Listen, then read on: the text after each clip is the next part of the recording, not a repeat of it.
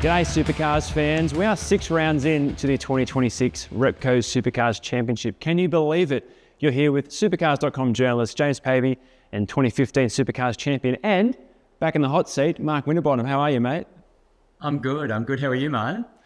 I think we got away with it. Not too much sunburn, bit of sunscreen here and there. Got a slip, slop and slap down in Darwin, mate. But this is the run home presented by Bailey Ladders. It was one hell of a weekend, 3 days of racing at Hidden Valley Raceway. Frosty, you got in the hot seat in Sunday. We'll get to that in a second, but mate, why don't we start with someone you know quite well, Cam Waters, Tickford Racing. Cam is back, mate. He needed that, didn't he? But how good was he? Yeah, he was really good and really good all weekend. So to see Cam back to his best, I'm obviously very close with Cam and I rate him very highly. Normally qualifying is, if you had to put someone in a car at a top 10 shootout, out of all the field, who would you pick? And he's out of the top 3 that I would put in the car. So to see him back qualifying, driving the car with aggression, driving it with finesse when it needed it, he could just put that whole lap together, and it was Cam of old. So I was really, proud of him, proud of the team, because they have been in, I don't know if you call it a slump, but they've been in a bit of form that they're not used to, and to bounce back the way they did, to win the Triple Crown, and every day was competitive, especially the super soft tyre he's been very weak on. They delivered every day. So really good to see him back. People ask why is Tickford back and is it sustainable? Well, I really hope so, because I'm going to be in the car soon. But I think when you go backwards, sometimes you've got to try things, and eventually when it all comes together, you start to get results. So big Townsville coming up for them, but are they back? I think Cam Waters is back, no doubt. So Frosty, shed a bit of light if you can. You were with the team trackside in Tasmania, and that was the first round where Cam rolled out a brand new car, and the results weren't quite there for him then, but clearly in Darwin, he spun in practice, but beyond that, he was the guy to beat. The pace was really strong across both tyre compounds. What were the things that, if you can shed light on that, what were the things that they probably lacked that you think they delivered well in Darwin? Just little things that they probably weren't doing that they normally do. And sometimes when you're under pressure and you have a bit of restructure, they've also had a guy, Raf, who's joined from Europe, who's big in the simulation world and doing a lot of work behind the scenes. You change structure a little bit, but what they haven't changed is the key people, and that's Brad Rashoes and Sam Potter. The list goes on. So there's been that transition period. Also, change of ownership. People don't remember that the fact that there's been an ownership change and a different restructure at the top too. So lots of little things I saw potentially, at Tasmania that the team used to do that not that they weren't doing it, but weren't doing it like they were.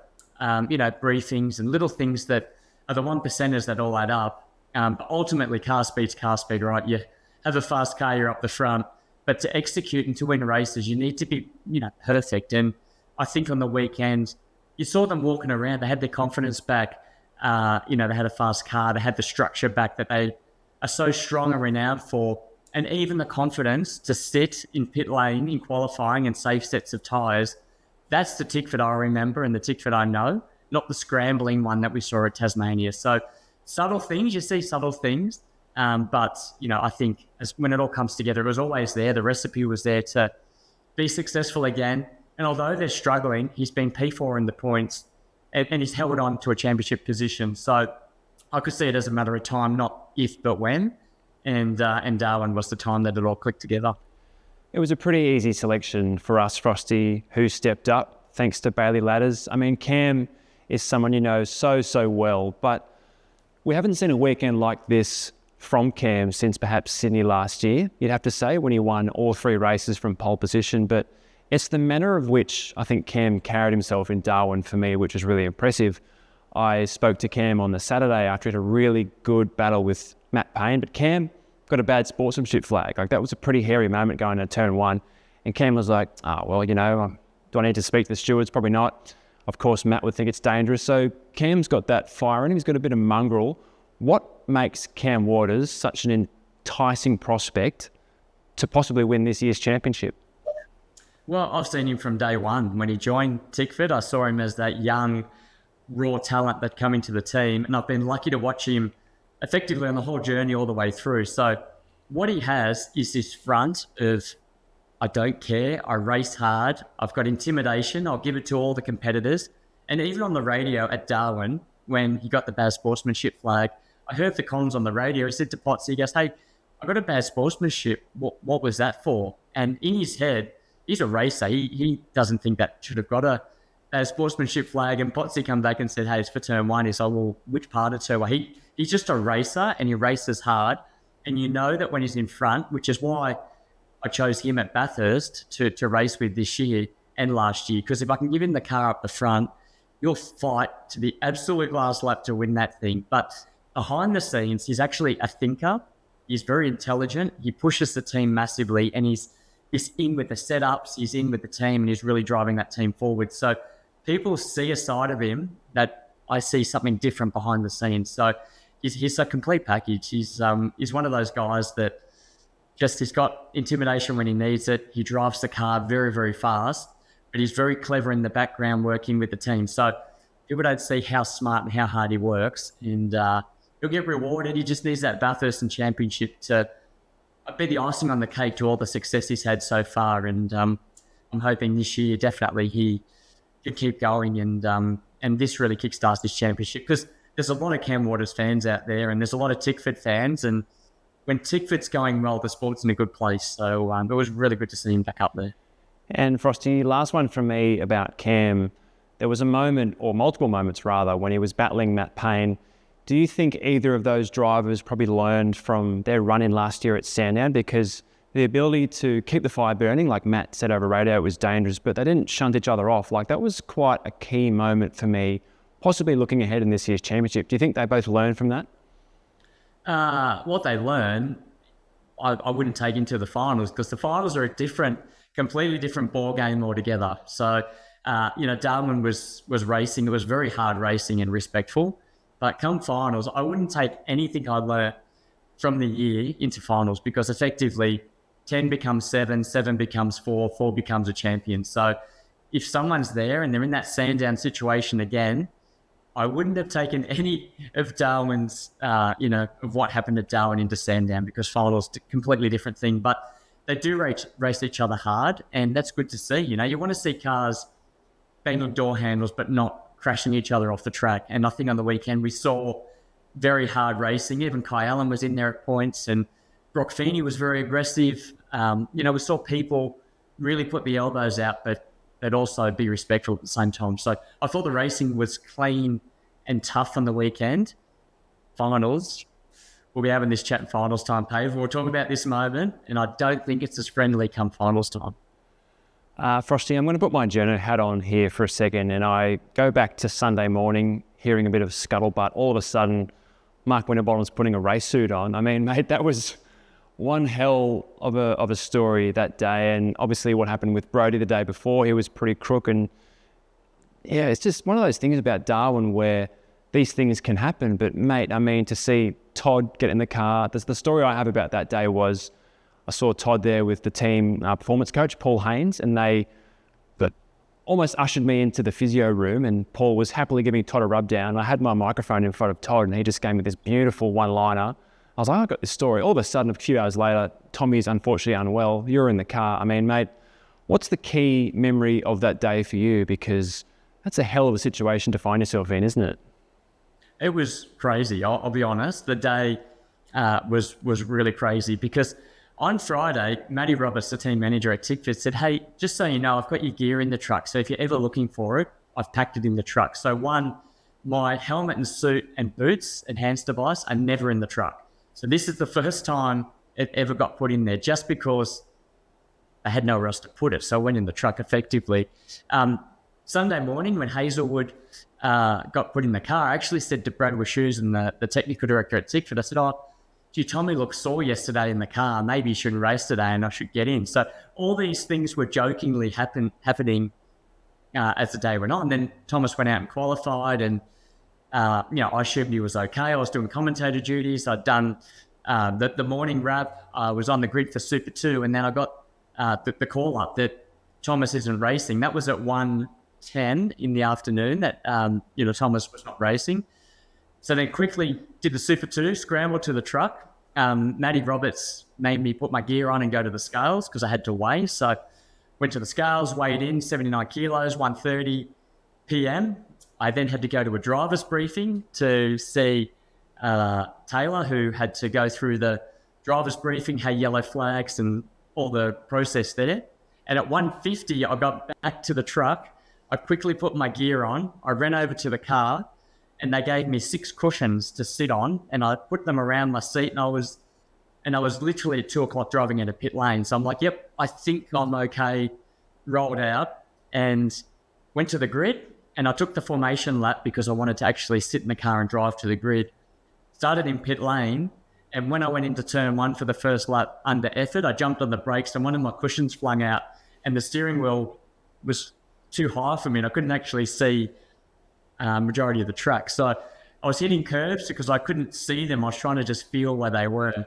And it was an absolute disaster when I was in the car. And then in the pit stop, I was trying to adjust my pedal box. And then when the car stopped, the pedal box moved because I had the adjuster out and I stalled. And then I couldn't restart it. And the list goes on. But the second and third stint, my lap times were actually reasonable. I think I was like 17th or 18th and in race pace there. And the fact I couldn't see and stuff, I was actually quite happy with how I was trucking on, but far out. It's nothing crazier than 1 minute you've got a microphone, the next minute there's 4 wide into turn 1 and you're part of it. I just can't believe how the day rolled out, but it was really cool. I loved it. It invigorated that racing bug I haven't had for a while. And I just wish I was a bit more comfortable, but end of the day, it was really cool. I had a really good time and jumped out, and I kind of went to bed, waking up the next morning, wondering if it was all a dream because it was so surreal. You must have been pretty sore, mate. I mean, you had no cushions, really. I mean, you had no driver insert. Your name's Winterbottom, but you had a dead ass, it sounds like. It's funny. I physically hopped out the car, no worries. I trained really hard. Even, now I train as hard as I did when I raced. So I'm actually, got to be careful what I say here, but I hopped out the car and I was ready to race the next day. Physically was fine. Would have loved a seat insert, so I wasn't arching my back and, sort of putting my neck over the steering wheel. But in terms of heat, in terms of physicality, in terms of, my feet and all that stuff, I felt good. It actually, I don't know, there's a mental, this little 1% thing in my brain that triggers the pain sort of turns on something and makes me want to go racing again. So, it actually physically was quite comfortable. I was actually surprised at how cool the car was. Everything worked, which is obvious, but actually was surprised at how cool and the airflow and how easy, comfortably I was in that race. Because I thought physically, when I see all these people getting dragged out cars and obviously they had failures, but I was expecting Monday morning to be quite sore. But I went to the gym Monday morning and I'm training for Bathurst, so I've got that mojo back. So, physically it was actually quite comfortable. Frosty, do we need to start having a discussion about, do we need reserve drivers? Because clearly having you or Todd Hazelwood on the ground was an advantage to those teams. Other teams mightn't have been as lucky, and commercially it makes sense to keep a car on track and to have a car racing from a commercial standpoint, but also from a team's championship standpoint. Some teams mightn't have been as lucky. Do we need to start having discussions about reserve drivers officially? Still getting my head around all this, babes, to be honest. And, I raced for 21 years and I would have to be, I just could not picture myself missing a race. Even there was times where I raced with glandular fever at Queensland. I was in the hospital in the morning getting injections. I qualified pole. I actually won the race. I went back to the hotel, got an injection again, come back and raced, went back to the hotel, got an injection again and raced. So a reserve driver in my era was never on the radar. I just never pictured missing a race. But to see 2 drivers miss on the weekend, it's kind of changed a little bit the way the sport is. So I'll always be there. So I'm happy to be the reserve driver. I'll be more prepared next time with a seat insert and a little bit more prep. But I don't know. It's very rare to see a driver miss a race. So I don't know if we need that in the sport yet, but to see 2 on a weekend, clearly it's maybe indicating that's the way the sport's going. So time will tell, mate. The physiology of a supercar cockpit, I think it's been termed to be quite similar to what firefighters go through. It's oppressive, it's hard. You've been through that for 20 years. What do we do now? Do we need to start thinking about putting aircon in cars? Because I know a lot of people have said things about the new rule changes coming in. I know Thomas feeling unwell, he's got a few questions of his own.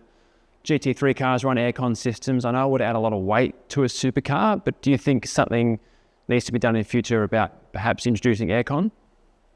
Well, I ran a BMW at the 2017 Bathurst 12-hour with Repco, and my air conditioning failed. It was 44 degrees, and I would choose a cool suit any day of the week over that air conditioning system because my one experience with it was a disaster. I actually remember my helmet was that hot that I couldn't actually physically touch my helmet because it would burn your hand. So when the aircon doesn't work, it's a big failure. Where back in the day, the cool suit, we could run it at -5. They used to have antifreeze in it.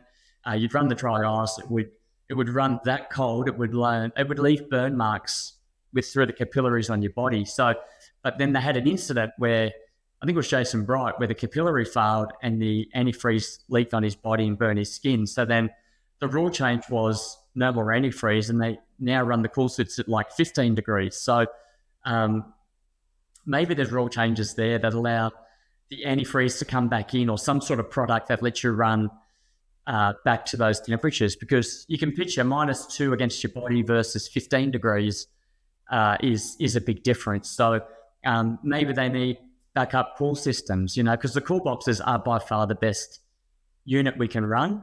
But there's an air conditioning version, and then there's a cool suit version with one that runs off dry ice and one runs as an air conditioner. Maybe you need two in the car, and that's the rule. But even the guys that had failing cool suits, they run helmet fans with ice in the system to run cool air through the helmet. That's almost as effective as what the cool box is, and they run off different systems. So I don't know. They feel, when I drive, I've never ever felt like I'd stop a race because of heat, even with a failure. So I don't know. You need to ask someone who's been in that situation. But then we see other issues, which Kai Allen on the grid, they put the dry ice into the car, and the dry ice fumes went through the helmet fan and gassed him out. So there's always something you run can have a flow-on effect. And then they saw him in the medical center after the race getting oxygen to clear out the fumes and the poisoning that he breathed in on the grid. So it just keeps going. But airlines, I don't like. I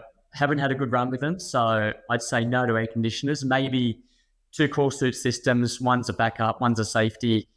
All got the same weight, all got the same resource. Maybe you run two, and if one fails, you unplug and plug in the next one. It's the best cooling system we've got. Frosty, let's move this on. Darwin was a huge weekend as well for Team 18 and General Motors. Anton De Pasquale, massive win for those guys on Sunday. Given what was said pre-round by none other than Mark Scaife, I mean, there's a lot going on there, but that was a huge win for those guys.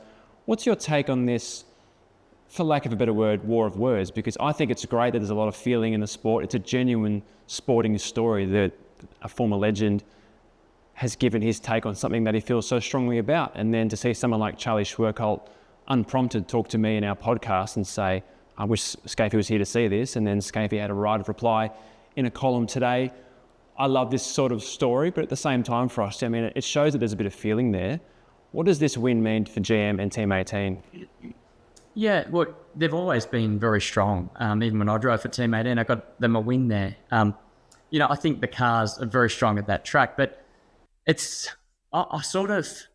I'm torn on this, so I've got to be careful how I say it, but they did all the testing at Windshear, and they did all that testing, and they got all the numbers, and all the cars were the same, but the way the sport is run is there's a parity trigger, and if a car's outside a certain percentage and certain cars, fall to the top 6, then it triggers a parity review, and that's what happened. And I don't think they should have got the upgrade for Tasmania. There's no data to show that they should have got an upgrade, for parity for the Chev for Tasmania, because of all the testing, at all the money they spent and all the people they went over and everything got signed off, the cars were equal. So, I'm torn between, is the team doing a good job? Have they got a parity advantage?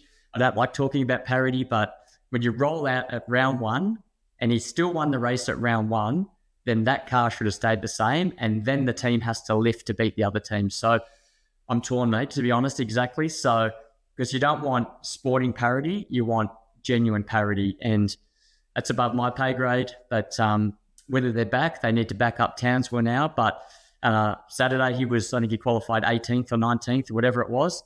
And then he drove through to 8th, so he was very fast on Saturday as well. So we'll see what they do at Townsville. Darwin's very good for them. We'll see what happens at Townsville. But we also see the Matt Stone cars do very well as well. And we saw Ojeda pop up sometimes too since the parity adjustments. So I'm not sure. I'm not sure if it's genuine, if it's team, if it's car, if it's an advantage. I don't know. I asked James Courtney pre-round, I said, is this the most important round of the year so far for Chev? Because they were undefeated in Darwin and then Ford goes bang, bang.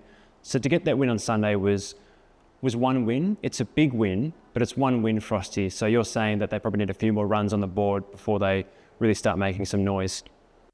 Look, they've had 2 wins. They've won at Sydney. So he rolled out round one, was very good on the Saturday night. So they've had 2 wins this year. But yeah, then other times they're struggling. So to win the championship, the best team with the best driver will win the championship. And that's the thing. I think where Scaife comes from, he's a very, very passionate GM Holden driver. He's been part of the factory team for a long time. He sees them as number one. He's been with Walkinshaw, he's been with HRT, whatever it is. He sees them as number one. And at the moment, is that team favourite to win the championship? No. Who's going to win it? Grove Racing, Tickford Racing, Triple Eight. It's going to be those guys. So, or Kostecki, DJR. So when you look at it, I think Scaife has everything to back up his conversation. But at the same time, it's a sneaky dig that they won. You're only as good as your last race, so they feel good. So I see both sides. It's good for the sport, and results do way more than words, and that's what we need to focus on. So Team 18, they're in victory lane. Matt Stone Racing had a really good weekend. Premier Racing and rookie Jaden Ojeda in particular have been really impressive. Erebus Motorsport, Frosty. Now we understand that they have quietly gone back into the GM Alliance over Darwin. There was some new signage on their cars across the weekend to signify that. It's a quiet deal. What do you make of that? Because clearly it's been a tough start to the year for Erebus. It probably couldn't have gone worse. Both drivers down the bottom, and unfortunately the team anchored to the bottom of the team's championship. What do you make of that? Well, Erebus at the start didn't want to be part of the Alliance because I feel they thought they should have been the homologation team, and I think Barry actually come out publicly said that. So it was a bit of a, I'm not joining because we should have it. But then they've struggled. Like they've had a year that reliability and race pace and, they have struggled a little bit. So to see, it's Chevy badge and to see part of the Alliance is a bit of Erebus showing, hey, we do want to join the family. I do want to look at your data and we do want to get results. So I actually like that Barry's done that because, they don't want to be at the back. He's a racer, whether you like him or not. He's one of those guys that wears his heart on his sleeve and believes that he's got the best team in pit lane. And, we hosted out of there on the weekend, and to see them on the back row of the grid, that's not where they want to be. So a little bit of, I don't know if it's swallowed pride, but join the team, join the Alliance, get free data. That's how the Chef program works, that all the data gets shared. So to see them on board is a good thing, I think, for Erebus and a good thing for Chef because they're a good team. And when they do deliver, you want to look at their data. So it will work for everyone. So I think that's a big win for Erebus and for Chef to have another strong team who should be further up join the Alliance. So we'll see there if a rising tide lifts all ships. Now, Frosty, Triple Eight, it's amazing to call it a slump that they didn't get a podium all weekend and yet both drivers were in and around the top 10. Should alarm bells be ringing now that Penrite Racing is at the top of the team's championship? Well, look at Tassie. Feeney on Sunday absolutely dominated. So it looked like that was it. He's back. He's going to win 19. He's going to do these records again like last year.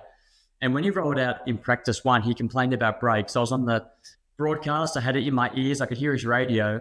And it was constantly, I've got a long pedal. I've got brake issues. So rolled out a little bit of a mechanical, gremlin in the car.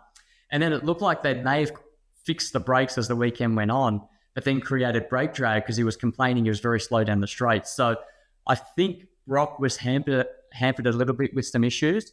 And then Sunday, when he qualified, I went, oh my goodness, he's back. You know, you're going to see Brock, he's going to have tyre life. But in the race, it was sort of okay, but not the dominant Triple Eight side that we've seen. And Will Brown actually had him beat until Sunday, effectively. He beat him all weekend. So a bit different Triple Eight on the weekend, but I think for Brock, there was little things holding him back. Alarm bells, you'd hate those rounds. Like it's a win at Tassie, momentum, and then a slap in the face where you go back to the drawing board. So not alarm bells, but not a good weekend for Triple Eight, because I've raced them for 21 years there. I know every time you roll out, there's a Triple Eight car on the podium, and to not see them there it's very odd, especially at Darwin. One interesting story to come out of that was the fact that Brock said we might need to look to future rounds to start testing. Now, Walkinshaw did that really well last year. It won them a championship, arguably, because they finished the year so well. It's something that Triple Eight and Jamie Whincup have been pretty much dead against. But now Brock's suggesting that maybe they need to do that. Is that a bit too soon to start thinking like that? Different mentality, isn't it? These weekends sometimes create a mentality shift. And, you know, when we talk about Cam Waters at the start of the episode, they've definitely been trying things, because if you can maintain position in the championship and keep chipping away, if you're at the last final 4 rounds or 3 rounds and you struggle, you're not going to win the championship. So there's definitely, you've got to take risks now along the way. And I think, you know, looking at it, Brodie Kostecki's done it, because at certain rounds he's been slow. Sunday at Tasmania, they're definitely trying things. Tickford are rolling out with setups that they've never seen before. They're trying things. Penrite Racing seem to be quite across everything. They've still got qualifying speed to find, but their race pace and strategy is very strong. So they're probably the ones that are quite stable.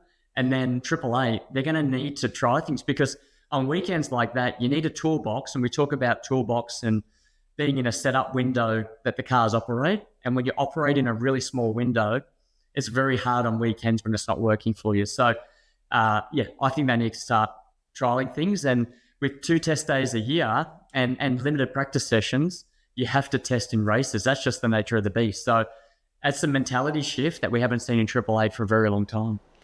I think the scariest thing for me, though, Frosty, is something that CEO of Penrite Racing, Brenton Grove, said in Sunday's press conference. He said, quite adamant, they should have won all 3 races. And he was pretty upset about the pit stop issue that cost Matt Payne on Sunday. That, for me, says that Penrite Racing clearly has such a high standard, which means for their rivals, they could be hard to stop, right? They're very good. Even in races, they can qualify out of position and still race through. And I'm going to use Friday as a perfect example of a race where people pitted early. And normally when you have 2 cars that are in position, nose to tail, you'll get one out of sequence because safety car comes out and one car gets messed over by having to queue. But they are that sure of their strategy that they don't flinch. And De Pasquale come in and Massar car come in, Kostecki reacted, Waters kept going around, and the 2 Penrite cars followed. They know their numbers so well. So in the races, tyre life and strategy, they are the leaders by quite a long way. So they'd expect to win every race, because the longer the race, the more chance that gives that car to win. So, they do have a high level. They're leading the team points. They've put the rest of the category on notice effectively, and they're leading the way. And even teams now are trying to copy their structure in terms of bringing in Europeans from outside the sport, very heavy on simulation. They're definitely following the Grove Penrite Racing way, and they've set the benchmark. Used to be Triple Eight. Now I think they're copying Penrite Groves for a reason, because they are leading at the moment, and they're going to be very hard to stop, because any situation they can dig themselves out of and get a result. Last one here, Frosty. I really want to talk about this Toyota. Now, the car is very stable. It looks very, very fast, but that is another high-profile engine issue. Chaz Mostert and an untimely DNF in Sunday's race. They haven't really stressed too much about putting timelines on reliability, but when it comes to the crunch, Frosty, you've got guys trying to scrape into the finals. Chaz Mostert's still 10th He's only 50 odd points just above. So, mate, I think if I was Toyota, I'd be kind of panicking. What do you think? That happened right behind me, actually. So, and it was a big engine failure. There was a lot of smoke, and listening to the onboard after the race, that's a big, like, it let go in a big way. So they'd be worried, I'm sure, but this is what happens. You fast track the campaign and you roll into the races, and they've actually been very competitive. When you look at their results, Rowan Wood, Chaz Mostert, Andre Heimgartner winning races in their first year in a very, very tough category is pretty hard to do. So would you take reliability but fast track your results? Definitely. But come Bathurst, when it's 1,000 kilometres, they're going to be working hard to make sure it's reliable, because every time you get an engine failure, and there's been a couple, it raises alarm bells. But if there's one thing that Toyota's good at, it's all this side: engines, technology, resource, and getting behind it and into it. So not what you want to see, but come Bathurst, they're going to have to make sure they've got an engine that can, last 1,000 kilometres, because you have to finish to win the race. And they're fast enough, but every time something reliable happens, you've got to dig in, look what it is. And when an engine goes kaboom like that, sometimes you can't actually see, was it the rod? Is it the piston? Was it the ring? What, the rocker, what let go?